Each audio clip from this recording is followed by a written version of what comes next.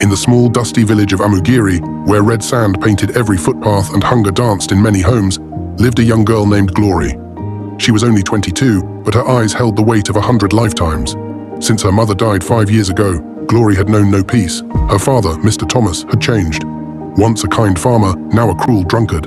And as if that wasn't enough, he married a wicked woman named Mrs. Grace, who hated Glory with everything in her. They made her cook, fetch firewood, sweep the compound, farm from dawn till dusk, and sleep without food. Everyone in the village pitied her, but no one dared to speak. Nobody wanted to face Mr. Thomas' madness. Then came Harrison, a young man from the city. His clothes were old, his shoes had holes, but his eyes were sharp. He had been working on Mr. Thomas's farm for 3 months, clearing bushes, planting cassava, carrying heavy loads from morning till evening. But after all the work, Mr. Thomas refused to pay him. "Next week, come tomorrow. I'll pay you when I sell something," he kept saying. But nothing ever came. One hot afternoon, Harrison came to the house, tired and angry. "Sir, please, I need my money today," he said. Mr. Thomas scratched his head and looked around. His eyes fell on Glory, who was sweeping the compound with a tired face. Then he laughed wickedly. "You want money?" he asked. "Yes, sir. I worked for 3 months. Please pay me," Harrison replied. "Well, take that girl instead," Mr. Thomas said, pointing at Glory. Harrison was confused. "Take who?" "My daughter. She's good for nothing. Let her go with you to the city. That is your payment." Glory's heart broke. She dropped the broom and looked at her father. "Daddy, please, no." "Shut up," he shouted. "You should be happy someone wants you." Mrs. Grace folded her arms and smiled. "Good, let her go. One less mouth to feed." Glory fell on her knees, begging, crying, shaking her head. But nobody cared. Nobody listened. Harrison looked at her. She was broken, but still very beautiful. Not just on the outside, but something in her spirit touched him. "She's beautiful," he said under his breath. "What did you say?" Mr. Thomas asked. "I'll take her," Harrison replied. Just like that, Glory's life changed. With tears in her eyes, she packed her clothes inside a black plastic bag. Nobody hugged her. Nobody prayed for her. Her little half-brother Sam stood behind the house, crying as he waved goodbye. And Glory followed Harrison to the city. The journey to the city was long and tiring. The bus passed through many towns, trees, and dusty roads. Glory sat close to the window, staring outside. She wasn't sure how to feel. She had just left the only home she knew, even though that home was full of pain. She had no idea where she was going or what would happen next, but deep inside her heart, she prayed silently. "Lord, please don't let this man be wicked like my father. Please give me peace. I'm tired." Harrison didn't say much during the journey. He just kept looking straight ahead, thinking deeply. Every now and then, he would glance at her and sigh. She looked so tired, so small, like someone who had carried too much pain on her shoulders. Finally, they reached the city. Everywhere looked different. Tall buildings, cars with shining lights, people walking fast, noise everywhere. Glory held her bag tightly, trying not to look confused. She had never been to the city before. They took a small tricycle to the end of a quiet street. Harrison paid the driver, then led her down a short path lined with flowers. Then he stopped in front of a big black gate. He knocked. A few seconds later, the gate opened slowly. Glory gasped. Her mouth opened, but no words came out. The compound was wide and clean. The main house was painted white and looked like something from a movie. Flowers were neatly planted by the walkway, and there was even a small fountain in the corner. They passed the main house and stopped at a small but neat building behind it. It had 1 bedroom, a sitting room, a small kitchen, and a bathroom. It was called the boys' quarters. "This is where I live," Harrison said with a smile. Glory looked around. The place was clean and peaceful. "I just got a job a few days ago as a security guard," he continued. "The owner of the house is very kind. She gave me this place to stay for free." Glory looked at him, surprised. "Really?" "Yes," he nodded. "She lives in the main house with her only son. She said I can stay here as long as I keep the compound safe." Glory looked at the small house again. It wasn't as big as the main building, but to her it felt like a palace. It had a roof that didn't leak, a door that locked, and a bed with clean sheets. It was far better than the mat she used to sleep on in the kitchen back home. She smiled faintly for the first time in a long time. "If this is God's purpose for me, then so be it," she said quietly. Harrison looked at her. "Are you okay with it?" She nodded. "Yes, I have peace. I've not felt this in a long time." 2 days after they arrived in the city, Glory woke up to the smell of something nice coming from the small kitchen. She opened her eyes slowly and looked around the room. The morning sun was gently shining through the window. It felt peaceful. She sat up and stretched her arms. For the first time in years, she had slept peacefully. No shouting, no beatings, no fear. Just calm. She stepped into the kitchen, and there was Harrison, turning something in a frying pan. "Good morning," she said quietly. He turned with a smile. "Morning, Glory. I made breakfast. Hope you slept well." She nodded. "Yes, like a baby." They both laughed lightly. After breakfast, Harrison said, "Get dressed. I want you to meet someone." "Who?" Glory asked curiously. "You'll see. Just wear something simple and neat." She went back into the room and wore a soft gown Harrison had bought for her. She brushed her hair and came out, her heart beating fast. They walked out of the boys' quarters and followed a short path that led to the main house. When they got there, the tall black door opened and an elegant woman in her late 50s stood at the entrance. She had kind eyes and a calm presence. "Good morning, Ma," Harrison greeted. "Morning, Harrison. And who's this beautiful young lady?" "This is Glory, my wife," Harrison replied. Mrs. Walker looked at Glory with warm eyes. "So this is the wife you spoke about. She's lovely. Come inside, my dear." Glory stepped in carefully, her eyes wide. The living room was neat and shining. Everything looked expensive. Mrs. Walker held her hand gently. "You're welcome, Glory. I like you already. You have a sweet spirit. I'm happy Harrison brought you here." Glory smiled shyly. "Thank you, Ma. You can call me Mrs. Walker. Feel free, okay? This house is big enough for peace. If you need anything, let me know." "Okay, Ma," Glory replied. After a short chat, they returned to the boys' quarters. That evening, after cleaning the small kitchen and arranging the room, Glory sat on the edge of the bed, thinking. Harrison was seated on the floor, fixing a loose handle on the wardrobe. "Harrison," she called gently. "Yes? Can I tell you something?" He looked up at her. "Of course." She sighed, playing with her fingers. "When my father said I should follow you to the city, I felt useless. I felt like I was thrown away, like I didn't matter to anyone." Harrison stood up slowly, his eyes on her. "I thought, maybe you would be worse than him. Maybe when we get here, you would start shouting at me, beating me, or treating me like a slave." Her voice broke a little and tears filled her eyes. "But you didn't. You gave me peace. You gave me space. You respected me. You even cooked for me." She wiped her face with the back of her hand. "I want to tell you thank you. I don't regret coming here anymore. I'm no longer angry that my father gave me to you. I now believe maybe this was God's plan." Harrison sat beside her and took her hand slowly. "I would never hurt you, Glory. That's not the kind of man I want to be." He paused. "Do you know something?" he added. "I liked you a long time ago. The very first day I saw you on the farm." Glory looked at him with surprise. "I wanted to talk to your father, but I was scared.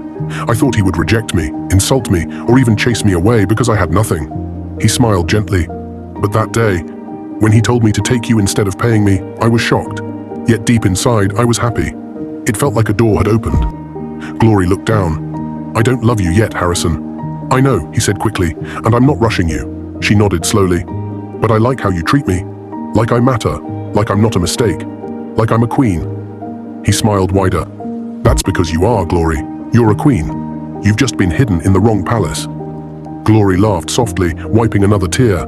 For the first time, she felt seen, and though love hadn't fully entered her heart, something beautiful had already begun to grow. Respect, peace, and trust. A month later, life was already beginning to shine brighter for Glory. Every day, she cooked in the boys' quarters and tried new recipes. She had even written some meals down in a small notebook Harrison gave her. Her confidence was growing. One sunny afternoon, as she was helping Mrs. Walker carry some groceries into the house, the woman called her gently. "Glory, come sit with me for a minute." Glory wiped her hands and sat beside her. Mrs. Walker smiled. "Do you know Harrison told me something sweet about you?" Glory looked at her, confused but curious. "Ma?" "Yes," Mrs. Walker nodded. "He said you're a great cook, and I agree. You have been helping around, and I see your heart. You are humble and hardworking." "Thank you, Ma," Glory said shyly. Mrs. Walker continued, "My cook has traveled overseas with her family, and now I need someone I can trust to take her place. And I've been watching you closely, my dear. I believe you are the right person." Glory's mouth opened in shock. Her eyes began to water. "Ah, Ma, thank you so much. You're so kind. God will bless you. I don't even know what to say." Mrs. Walker patted her hand. "You deserve it. You're a good girl." Still shaking with joy, Glory wiped her face quickly. "Ma, can I tell you something?" "Of course, my child. I've been looking for a way to earn money, not just for clothes or anything else. I want to go to school. I want to further my education and go to university." Mrs. Walker's face lit up immediately. "You want to go to university?" "Yes, Ma. I stopped after secondary school because of family issues. But I love learning. I really want to go back." Mrs. Walker reached over and gave her a warm hug. "My child, I love education. I love girls that love school. That is a beautiful dream, and I'm proud of you." Glory felt her heart swell with happiness. "Thank you, Ma. Thank you so much." As soon as she finished helping in the kitchen, she rushed back to the boys' quarters, her slippers making soft sounds as she ran. Harrison, Harrison, she shouted with excitement. He came out of the room, surprised. What is it? Why are you shouting like that? Harrison, you won't believe what just happened, she said, smiling from ear to ear. Mrs. Walker said I should become her new cook.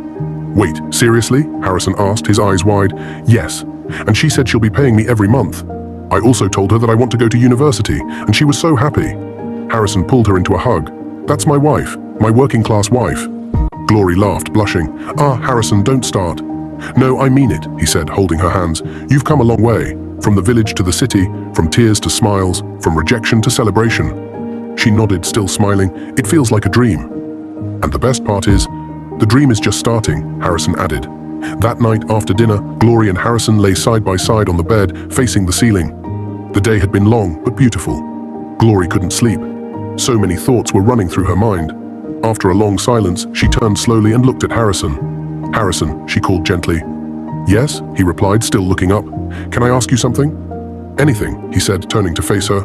Glory took a deep breath. Why haven't you, touched me since I came here? Harrison blinked, surprised. He didn't expect that question. Glory continued, we're married. If it was another man, maybe he would have done it the first night I entered this house. Harrison sat up slowly and leaned against the wall. His voice was calm. You're right, Glory. Many men would have done that. But I'm not just any man. I didn't bring you here to use you, he said. I brought you here to love you, to care for you, to protect you. He paused for a moment, then looked into her eyes. You've been through so much already. I see the pain in your eyes sometimes, even when you smile. I don't want to add to that pain. Glory's eyes began to water. Harrison continued, I want you to be ready. I want you to love me first. Then, when your heart is at peace, you can willingly give yourself to me. Not because you feel forced, not because you feel like you owe me. He held her hand gently. I know you've never been with any man before in your life. You've carried shame, rejection, and fear for too long. That night your father gave you away like you were nothing. It broke something inside you. Glory looked down, her heart beating fast. But Glory, you are not nothing. You are everything. You are strong. You are special. And when that time comes, when your heart says yes, not because of pressure, but because of love, then I'll be ready too. Tears rolled down Glory's cheeks. She had never heard such words in her life. You really mean all this? She asked quietly. I do, he said. I want you to feel safe with me, Glory. This marriage must be built on love, not fear. She wiped her tears, smiling softly. Thank you, Harrison, she whispered. You've changed my life in so many ways. I thought all men were like my father. But you're different. Harrison leaned closer and kissed her forehead gently. Sleep well, my queen, he said. Glory lay back down, her heart full of peace. For the first time, she felt truly safe in the arms of a man. Not just a husband, but a friend. Just 2 days after Glory started working as a cook in the main house, something strange happened. That morning, she was in the kitchen preparing Mrs. Walker's favorite vegetable soup. She had just finished slicing the ugu leaves when the kitchen door opened. She turned to see a tall, handsome young man standing by the door, staring at her. It was Daniel, Mrs. Walker's only son. He looked shocked for a second, then smiled and said, Damn, you are so beautiful. Glory stood still, surprised. My mum told me about you, he continued, walking slowly into the kitchen. She said you were smart, humble and beautiful, but honestly, I thought she was just capping. Until now. He placed his hand on the counter and looked at her from head to toe. Wow, girl, you are so damn hot. I think God created you on a Sunday morning. He must have taken his sweet time with you. Glory felt uncomfortable. She looked down quickly and tried to focus on her cooking. Good afternoon, sir, she said quietly, trying to ignore his words. Daniel laughed and waved his hand. Come on, don't call me sir. I'm just a little boy, you know. You can call me Daniel. Glory shook her head. No, sir, I can't. It's not proper. He smiled again. You're so polite. I like that. She didn't reply. She just continued cooking in silence. After a few more minutes, Daniel left the kitchen, still smiling. When Glory finished her work that evening, she returned to the boys' quarters. Harrison was waiting for her outside, sitting on a wooden bench. Welcome, my queen, he said cheerfully. How was work today? Glory sat beside him, her face a little worried. Harrison, something happened today. He turned to her quickly. What is it? Are you okay? Yes, I'm fine, but your boss's son, Daniel, came into the kitchen. Okay, Harrison said, watching her closely. He was saying things that made me uncomfortable. He told me I'm beautiful, that God created me on a Sunday morning, and that I should stop calling him sir and call him by name instead. Harrison frowned slightly, but then gave a small smile. Ah, that Daniel. He's a funny guy. That's how he jokes. Glory didn't smile. Harrison, I didn't like the way he was looking at me. Like I'm something to eat. Harrison laughed softly and touched her hand. It's okay, my beautiful wife. Don't let it bother you. Daniel is harmless. He just likes talking. He doesn't mean anything bad. Glory looked into Harrison's eyes. Are you sure? I'm sure, he said gently. But if he ever crosses the line, just tell me. I'll protect you always. She nodded slowly. Okay, if you say so. He smiled and kissed her forehead. You're safe with me, Glory, always. But deep inside, Glory still felt something wasn't right. There was something in Daniel's eyes that made her uncomfortable, something she couldn't explain. A few days later, Glory was in the kitchen again, preparing lunch. She didn't know that someone had been watching her from the corner. It was Daniel again. He entered the kitchen slowly and leaned against the door. You know, he said with a smile, there's something special about the way you cook. Glory turned and greeted him. Good afternoon, sir. He ignored the greeting. Glory, I've been thinking. I don't want to waste time. Let me go straight to the point. She paused and looked at him, wondering what he meant. Daniel walked closer, lowered his voice and said, I like you. I mean it. You're beautiful, smart, and hardworking. And I'm not just saying it to flatter you, I want you to be my girl. Glory blinked in shock. Sir? He smiled. Yes. Listen, I'll change your life. I'll send you to school. Not just any school. I'll sponsor you to study abroad if that's what you want. London, Canada, anywhere. I'll give you a new phone, clothes, money, everything you need. You'll never have to struggle again. Glory stood still, speechless. Daniel stepped even closer. You're wasting your time with that poor security man. What is he doing for you? Nothing. I can tell my mum to sack him today or pay him off. Just say yes to me, my love, and your life will never be the same. Glory took a deep breath and stepped back slowly. With all due respect, sir, she said, her voice calm but firm, I am not interested. Daniel raised an eyebrow. What? I am focused on my marriage, my work, and my dream to go to school. I'm not going to throw that away for quick pleasure. He laughed loudly. Marriage? Don't tell me you're calling that thing with Harrison a marriage. You should be ashamed. At your age, you should be in school or dating someone like me, not a broke security guard. Glory held her ground, her voice steady. I am not ashamed. I'm proud of my husband. He treats me with respect and love. He doesn't have much now, but I know one day God will answer his prayers and make him a wealthy man. Daniel scoffed. You're dreaming, girl. I'd rather dream with a man who loves me than live a fake life with someone who only wants to use me, she replied boldly. He shook his head and laughed. You'll regret this. No, sir, she said. If standing by the man who stood by me is a mistake, then I'll gladly make it over and over again. Daniel stared at her for a moment, then turned and walked out of the kitchen, clearly not happy. Later that evening, Glory returned to the boys' quarters. Harrison noticed her silence. My queen, you're quiet today. Are you okay? He asked. She looked at him, tears quietly building in her eyes. Daniel came to me again. This time, he made big promises. School abroad, money, clothes, a new life. But only if I agree to be his girl. Harrison stood up slowly, his fists tightening. He said he can pay you off or tell your mother to sack you, just to take me for himself, Glory added. Harrison's eyes darkened with anger, but he calmed down when he saw her face. What did you tell him? He asked gently. I told him no. I told him I am not interested. I told him I believe in you, in us. I know one day, God will bless you. Harrison looked at her, touched beyond words. He pulled her close and held her tightly. Thank you, Glory. Thank you for standing by me. She smiled, wiping a tear from her cheek. You stood by me first. Now it's my turn. That night, they prayed together before sleeping. The next day, Glory woke up early, but her heart was heavy. She was tired of pretending, tired of smiling, when deep down she was uncomfortable. Daniel's words kept ringing in her head. She had tried to ignore him. She had tried to keep it to herself. But now she had had enough.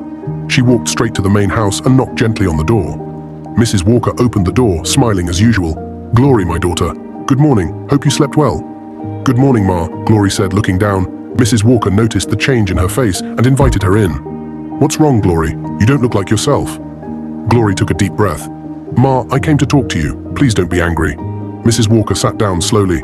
Of course not, my dear. Talk to me. It's about your son, Daniel. Mrs. Walker looked surprised. Daniel? What about him? Glory's voice was calm but serious.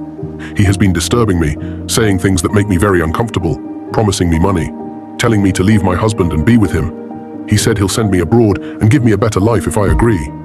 Mrs. Walker's mouth opened slightly in shock. He even said he'll pay Harrison off or get him sacked just so he can have me. Glory added, her voice shaking a little. Ma, I respect you. I respect this house. But I can't keep quiet anymore. Mrs. Walker sat back and folded her arms. After a long silence, she said softly, Glory, you're a beautiful and wise girl. You deserve a better life. Maybe my son just sees your potential. Maybe you should give him a chance." Glory's eyes widened. "Ma." Mrs. Walker looked serious now. "Look, I'm not saying you should leave your husband anyhow, but just think about it. We can give you everything you want. Education, comfort, even your husband will benefit. We can pay him off to walk away. This is a good opportunity for you." Glory stood up slowly. Her hands began to shake, but her voice remained steady. "With all due respect, Ma, I am not that kind of woman." Mrs. Walker was silent. "I didn't come here to sell myself. I didn't marry Harrison because of money. I married him because when the world turned its back on me, he stood by me. When my own father gave me away like a bag of yam, he gave me dignity." Tears filled her eyes, but she didn't stop. "Ma, I'll rather quit this job than be with someone I don't love. I will never betray my husband. Never." Mrs. Walker opened her mouth to speak, but Glory raised her hand politely. "I'm sorry, Ma, but I'm done here. If your son doesn't stop all this nonsense, we'll leave this house. I won't stay where I'm disrespected." She turned around and walked out quickly, wiping her tears as she marched back to the boys' quarters. After Glory stormed out of Mrs. Walker's house, her heart was burning. She couldn't believe what just happened. How could a woman like that, someone she respected, try to buy her like a loaf of bread? How could she act like love had no value? She wiped the tears from her face as she walked back to the boys' quarters with strong steps. Her chest was rising and falling. She was angry, hurt, but more than anything, she was sure of one thing. She loved Harrison. When she entered the room, she met something that made her stop completely. Bundles of money, plenty of it, right there on the small table in the corner. She froze, her mouth opened in shock. "Harrison, what's going on? Where did you get this money from?" Harrison stood up slowly from the bed, calm and quiet. He looked at her with soft eyes. "My love," he said gently, "come and sit down." Glory walked over and sat, her eyes still on the money. "Talk to me, Harrison. What is all this?" He smiled. "This money? I've been saving it for a long time, little by little. I plan to use it to start my business. That's been my dream since I came to this city. But today, when I saw the kind of woman you are, when I saw how you defended me, rejected wealth, and chose love, I told myself you deserve better." Glory was still confused. "But what has this got to do with me?" He pointed at the money again. "I want you to use this money for your education. I know how much you want to go to university. You've talked about it every time. It's your dream. So take it. Go to school. I'll be fine." Glory was speechless. She looked at the money, then at him. "No," she said softly, shaking her head. "I'm serious, Glory," he said again. "And I'm serious too," she replied, standing up. "No, Harrison, never." Harrison was shocked. "Why?" Glory's voice was full of passion now. "This is your dream, Harrison. You saved this money with sweat and hard work. You wanted to start a business, and now you want to throw it away because of me. But I love you. And I love you too," she interrupted, her eyes now full of tears again. "That's why I want us to use this money wisely. Let's rent a small room outside this compound. Let's start a business together. You can run it. I'll help you cook and manage it. When it starts growing, I'll go to school, one step at a time." Harrison stood there, staring at her like he was seeing her for the first time. "You want us to leave this house?" "Yes," Glory said firmly. "I don't want to stay here anymore. Not with your boss and her son treating us like we are nothing. We deserve peace. Even if it's small, let it be ours. A shop, a rented room, a new start. That's what I want." Harrison walked to her, took her hand slowly and shook his head in wonder. "Glory, you are not just beautiful. You are wise. You are special. You are everything I prayed for." She smiled through her tears. "And you are the only man I want." He pulled her close, his eyes now watery too. "Thank you for standing by me. I will always stand by you," she whispered. Then came the kiss. A kiss full of real love. Not because of money, not because of pressure, but because of trust, because of unity. Because of two people who had nothing, but had each other. That night, they lay in each other's arms. They didn't talk much, just silence, peace, and soft laughter. And as the moonlight shined through the window, Glory whispered, "Our better days are coming." And Harrison answered, "Yes, my queen. Step by step, we will get there, together." The next day, Harrison was not home. Glory had woken up early, swept the room, and cleaned everywhere. But her heart was still heavy from the conversation she had with Mrs. Walker the day before. She kept thinking about everything: Daniel's behavior, Mrs. Walker's offer, and her bold decision to walk away. Just when she sat down to rest, there was a knock on the door. She opened the door and was shocked to see Mrs. Walker and Daniel standing outside.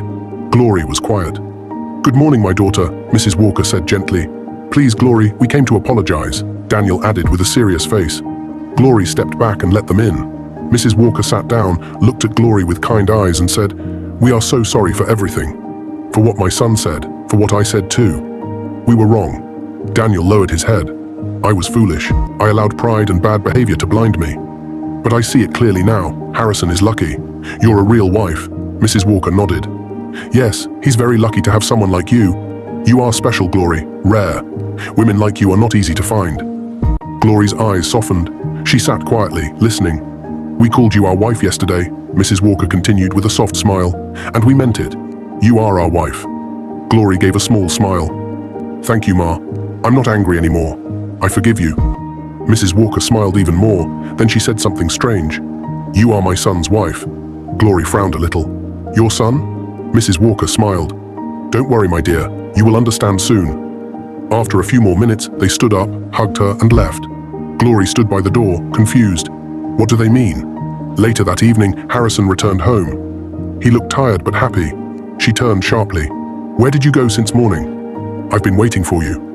My love, he said softly, there's something I need to tell you. Glory folded her arms. What now? Harrison held her hands and looked straight into her eyes. Glory. I'm sorry. She raised her eyebrow. Sorry for what? He took a deep breath. For lying to you. Glory's face changed. Lying? About what? He sat down and said gently, Daniel is not just the landlady's son, he is my younger brother. And Mrs. Walker, she's not my boss, she is my mother. Glory gasped. What? Harrison, you mean all this while? He nodded. Yes. I'm truly sorry, Glory. I didn't plan to lie for long. I just needed to know if someone could love me for me, not for my money or my background. He looked down, guilt covering his face. I've been heartbroken too many times. Women used to pretend to love me, but they were only after my wealth. They left when I refused to continue spoiling them. Glory sat down, still shocked. You went far, Harrison. You shouldn't have done that, she said quietly. I know, my love. You have every right to be angry. Please forgive me. There was silence for a while, then Glory smiled, teasing him. Okay, fine, I forgive you, but you owe me. He laughed. What do I owe you? You owe me a car and a mansion for lying to me. Harrison threw his head back, laughing. That's nothing, my queen. Consider it done. Glory laughed too and jumped into his arms. I love you so much, Harrison, she whispered. And I love you even more, Dr. Glory-to-be, he replied, hugging her tightly. They kissed deeply, full of love and relief. The truth was out. No more hiding, no more pretending.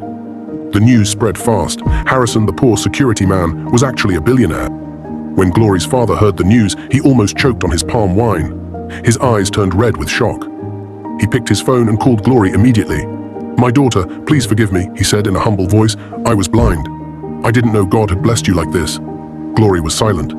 I want your stepsister to come and stay with you in the city. Things are hard here. Glory sighed and spoke calmly. With all due respect, sir, never. Glory, please. I forgive you, but I want to stay far away from you and your wicked wife. I'm at peace now. I suffered too much under your roof. Her voice became sharper. If you ever need help for something important, you can call me. But please, don't call me for nonsense. And take good care of your miserable wife. She hung up and dropped the phone. Then she looked up and said, Thank you, Jesus, for bringing Harrison into my life. Years later, Glory wore her white coat and walked across the graduation stage. She was now a qualified medical doctor. Harrison was the loudest in the crowd. That's my wife. Come here, you beautiful big woman. After the ceremony, he hugged her tightly. I'm so proud of you, baby. You are mine forever. She smiled. Thank you for believing in me. Thank you for believing in me, she said, hugging him. Thank you for everything. Honey, you are the world's best husband. He smiled. And you are my forever queen. One peaceful afternoon, Harrison took Glory on a quiet drive. They entered a big estate and stopped in front of a huge white mansion with golden gates. Glory looked around. Why are we here? Harrison smiled and brought out a bunch of keys. This is your mansion, my queen, Glory screamed. Harrison, stop playing. I'm serious. I promised you a car and a mansion, and here they are. She hugged him, laughing and crying at the same time. I also have good news, she said, stepping back. What is it? He asked, smiling. I went for a test last week. I'm 3 months pregnant. Harrison stood still. Then he shouted, Glory, are you serious? Yes, she laughed. We're going to have a baby. He lifted her off the ground and spun her around joyfully. God, thank you. I will spoil you and our baby forever. He knelt and kissed her stomach. My baby, Daddy loves you already. Glory smiled with tears in her eyes. From being rejected to becoming royalty, she said, truly, my name is Glory. Dear viewers, what lessons did you take away from this dramatic tale? We'd love to hear your thoughts in the comments below. If you enjoyed the story, give us a thumbs up share it with friends, and hit that subscribe button. Don't forget to turn on notifications so you never miss out on our latest updates. Thanks for watching and stay blessed.